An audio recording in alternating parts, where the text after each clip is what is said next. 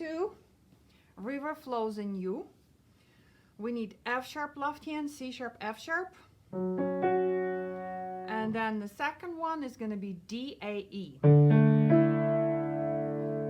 And that will be the introduction.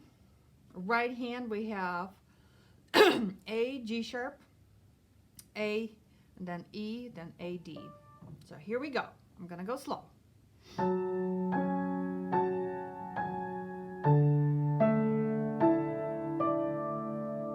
Then we'll wait a little bit and we'll repeat that again.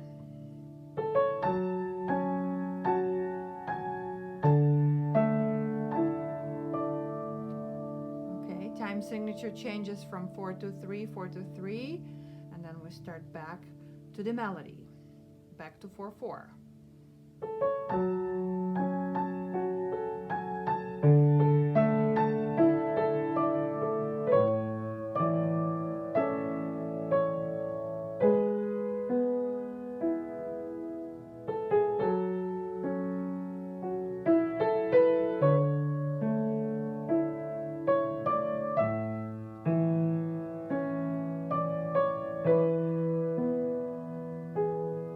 And then we'll stop here.